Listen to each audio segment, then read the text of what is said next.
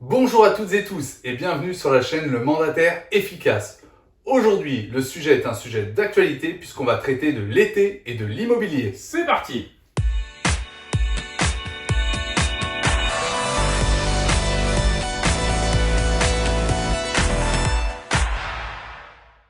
On est en pleine période estivale et vraiment l'été est une période immobilière particulière. On nous demande souvent si on travaille, si on ne travaille pas et qu'est-ce qui peut s'y passer. Donc on va vous donner pas mal d'astuces et pas mal de choses à faire attention pendant l'été. Donc déjà, on va tout de suite couper court et vous spoiler un peu la vidéo. Oui, l'été est une période sur laquelle on travaille normalement, comme n'importe quelle saison. On n'a pas de saison dans l'immobilier. Selon les régions, il y a peut-être des régions où vous travaillez un peu plus l'été que d'autres, mais en règle générale, on peut vraiment travailler tout le temps. Oui, je vais prendre mon exemple personnel, je travaille sur le littoral et bien évidemment, je vends plus de résidences secondaires l'été que l'hiver. Une fois cette parenthèse sur la saison mise de côté, on va vous parler aussi de l'importance de l'été. Alors déjà un petit sujet un peu léger, n'hésitez pas, quand vous êtes conseiller immobilier et qu'il fait chaud, on a le droit de travailler en polo, on a le droit de travailler en chemisette.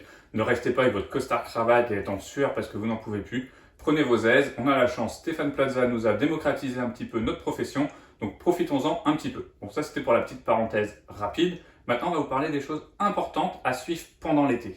C'est peut-être le moment justement de relancer toutes les estimations que vous avez eues. Il y a peut-être des gens qui se disent est-ce que je vais vendre, pas vendre. L'intérêt de profiter de la période d'été, ça va être de faire les menus travaux, puisque les gens sont en vacances, ils vont avoir plus le temps de réparer le portail, repeindre les volets. Donc c'est peut-être le moment de les relancer et de leur dire alors est-ce que vous allez mettre en vente à la rentrée, etc. De prendre des nouvelles de ces personnes-là et puis de les inciter à faire ces menus travaux. Bien sûr, sans leur donner d'ordre. Et Olivier vous parlait de la rentrée, justement, selon les régions, vous allez avoir plein de gens qui vont vouloir être installés avant la rentrée. Puisqu'on a tout ce qui est mutation professionnelle, même si on a un petit peu moins là avec le Covid, il y en a quand même pas mal. Et donc les gens font attention à la rentrée scolaire, puisque généralement quand on déménage, c'est en famille avec les enfants. Donc les gens veulent absolument être dans leur maison pour le tout début septembre et idéalement pour la fin août. Donc pour ça, il faut vraiment respecter quelques règles et essayer d'accélérer les dossiers.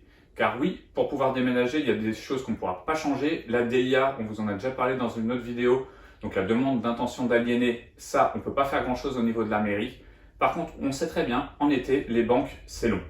Et effectivement, les banques, ils ont beaucoup de vacances, donc ils vont profiter généralement de l'été pour les prendre. Et on a des délais qui se rallongent beaucoup. Donc n'hésitez pas à pousser vos clients à aller vraiment relancer leur banque dès le mois de juin, tout début juillet, qu'ils fassent toutes les démarches, qui les appellent toutes les semaines s'il faut et que vous appeliez aussi, que vous travaillez avec vos courtiers pour être très efficace, pour ne pas avoir de problème de crédit afin que vraiment fin août au plus tard, vos clients aient leur crédit et qu'ils puissent rentrer dans les lieux le plus tôt possible. Oui, parce que sinon, vous allez être obligé de faire un avenant au compromis pour rallonger le délai bancaire. Et vous savez, les gens sont essentiellement en vacances du 1er au 15 août. Et dans ce cas-là, ça peut décaler jusqu'à même fin août.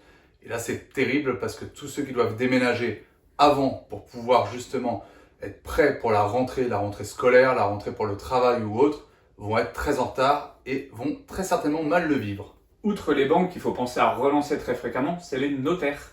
Effectivement, n'hésitez pas à leur redire les dates de signature qui sont prévues. Parce que dans toutes les études, eux aussi ont le droit à prendre leurs vacances, ils partent souvent l'été, comme tout le monde. Et du coup, il faut vraiment penser à prévenir les notaires, à prendre les rendez-vous à l'avance, car c'est des dates qui sont souvent demandées et donc compliquées à avoir. Donc on vous avait fait une vidéo qu'on vous remet d'ailleurs là-haut, que vous puissiez voir sur pourquoi choisir un notaire et comment bien le choisir. Et bien ça va rentrer en compte. Une fois que vous connaissez bien votre notaire, vous allez peut-être pouvoir être un petit peu prioritaire pour vos rendez-vous afin qu'ils soient tous signés dans les bons délais. Et puis l'été, c'est aussi le moment où vous pouvez partir en congé. N'hésitez pas, ne vous dites pas que vous êtes obligé de rester parce que vous avez des biens à vente. Vous avez tout à fait le droit de partir en vacances. Et heureusement, parce que si vous êtes sur les rotules à partir de septembre, c'est pas la peine. Donc partez en vacances, dites-le à vos clients, suspendez pour l'instant vos mandats au niveau publicitaire uniquement, prévenez vos vendeurs et vous verrez, ils l'accepteront totalement et le comprendront totalement parce que eux aussi partent en vacances. Et même si vous voulez d'ailleurs faire autre chose que les suspendre, si vous êtes dans un réseau de mandataires dans lequel vous avez des collègues qui sont autour de chez vous, n'hésitez pas, vous voyez lesquels ne partent pas en vacances en même temps que vous, et plein de réseaux proposent le fait de pouvoir partager ses biens directement sur le logiciel du collègue, ce qui va permettre à vos vendeurs de continuer à avoir la qualité de service, et vous toucher un bout de commission parce que votre collègue pourra peut-être vendre le bien, et peut-être que quand lui partira en vacances, il vous redonnera les biens et ça vous permettra de continuer aussi à avoir ça. D'ailleurs, on nous dit souvent que l'été, on vend pas énormément ou que c'est compliqué si on prend des vacances.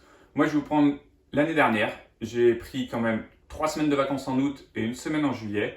Et pour autant, j'ai réussi à faire 6 ventes. Donc, comme quoi tout peut se faire, il faut juste bien s'organiser, bien prendre en compte ses mandats, savoir être en exclusivité pour pouvoir bien mettre en vente au bon moment, faire les visites quand vous pouvez. Parce que l'été, c'est aussi ça l'avantage. C'est que les gens, eux, vos acquéreurs, sont en vacances.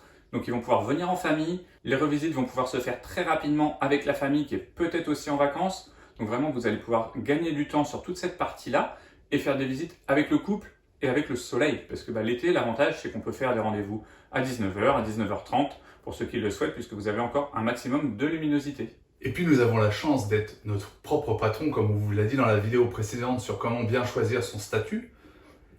Qui dit aussi propre patron, dit équipement. On a souvent notre smartphone avec nous, notre PC portable, notre iPad. Bref, vous pouvez quand même checker vos mails le soir, donc pas de panique. Vous pouvez partir en vacances, de toute façon, vous ne serez pas coupé du reste du monde. À moins que vous partiez à l'étranger et que vous ayez vraiment pas de forfait. Et puis, il n'y a pas que le 1er janvier pour avoir des bonnes résolutions, il y a aussi l'été. L'été, souvent, on se remet un petit peu en question parce qu'il y a eu 6 à 7 mois qui se sont passés d'activité. Ça permet de se dire qu'est-ce qu'on doit améliorer dans notre métier. Et c'est le moment d'y réfléchir.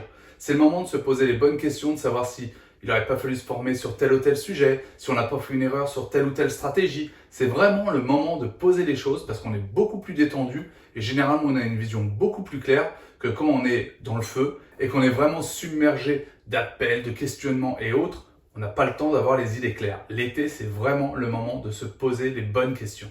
D'ailleurs, dites-nous vous en commentaire comment vous organisez pour vos vacances. Est-ce que vous partez? Est-ce que vous préférez travailler énormément? Est-ce que vous trouvez que c'est une période qui est plutôt active pour vous dans votre travail?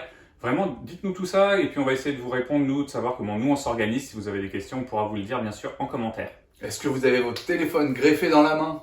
Vous faites comme moi, vous coupez totalement le téléphone, ce qui vous permet de repartir vraiment bien pour le septembre et être d'attaque. D'ailleurs, n'hésitez pas à liker cette vidéo et à vous abonner. Nous, ça nous donne de l'énergie pour attaquer à la rentrée. On vous souhaite un très bel été. On vous dit à dimanche prochain, 10h, avec une belle surprise dimanche prochain. Vous allez voir. Et en attendant, travaillez efficacement et vivez sereinement. Bon dimanche! Bon dimanche!